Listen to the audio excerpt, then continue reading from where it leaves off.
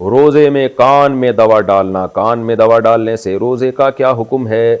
ہمارے جتنے قدیم فقہا ہیں ان سب نے یہی بات لکھی ہے کہ کان میں دوا ڈالنے سے روزہ ٹوٹ جاتا ہے۔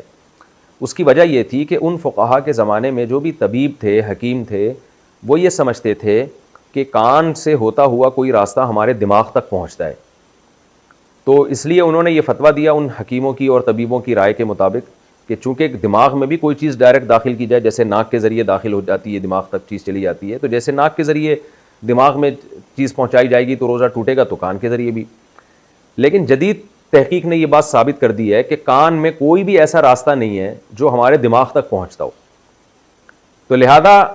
اب اس زمانے میں ہمارے فقہا کا اختلاف ہوا ہے۔ ہمارے ہی بہت سے علماء بر صغیر کے اور دیگر دنیا کے علماء، ان کی رائے یہ ہے کہ کان میں دوا ڈالنے سے روزہ ٹوٹے گا، لیکن اس جدید تحقیق کی بیس پر بہت سے علماء کی رائے یہ ہے کہ کان میں دوا ڈالنے سے روزہ نہیں ٹوٹتا۔ تو ہماری رائے بھی یہی ہے کہ کان میں دوا ڈالنے سے روزہ نہیں ٹوٹتا۔ یہ میں نے ڈیٹیل اس لیے بیان کر دی کہ ہو سکتا ہے کوئی قدیم فقہا کا حوالہ دے اور کیا انہوں نے تو لکھا ہے کتابوں میں کہ روزہ ٹوٹ جاتا ہے، تو میں نے عرض کیا وہ اس لیے لکھا ہے کہ ان کا خیال یہ تھا کہ کان سے ہوتا ہوا کوئی راستہ ہمارے دماغ تک پہنچتا ہے، ہم کان میں کوئی چیز ڈالتے ہیں تو وہ ہمارے دماغ میں پہنچتی ہے، ان کی یہ رائے تھی، جبکہ یہ تحقیق سے غلط ثابت ہو گئی ہے یہ بات۔ روزہ میں کیا سرما لگا سکتے ہیں؟ کیا دوران روزہ آنکھ میں سرما ڈالا جا سکتا ہے؟ عدنان ظفر: جی جناب، آنکھ میں سرما بھی لگایا جا سکتا ہے اور آنکھ میں دوا بھی ڈالی جا سکتی ہے، چاہے وہ دوا حلق تک ہی محسوس کیوں نہ ہو۔ وجہ اس کی ہے کہ یہ حدیث سے ثابت ہے، تو جب نبی صلی اللہ علیہ وسلم سے ایک چیز ثابت ہو گئی ہے تو پھر بعض لوگ اس میں کہتے ہیں کہ وہ ہم آنکھ میں دوا ڈالتے ہیں تو حلق میں محسوس ہوتی ہے، تو بھائی ہونے دو محسوس، روزہ نہیں ٹوٹے گا کیونکہ نبی صلی اللہ علیہ وسلم سے ثابت ہے۔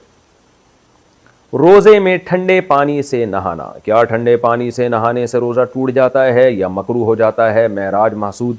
معراج بھائی روزے میں نہایا ہی ٹھنڈے پانی سے جاتا ہے، اگر آپ گرمیوں کے روزوں میں گرم پانی سے نہائیں گے تو آپ تو آدھے ہو جائیں گے، ایک روزہ گزارنا آپ کے لیے ناممکن ہو جائے گا۔ تو روزے میں ٹھنڈے ٹھنڈے پانی سے نہایا کریں، بہت مزہ آتا ہے جب شدید پیاس لگ رہی ہو، شدید گرمی لگ رہی ہو۔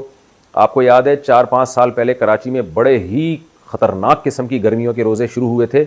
تو اس وقت تو ہم مارکیٹ سے برف لا کے ہم نے اس میں رکھے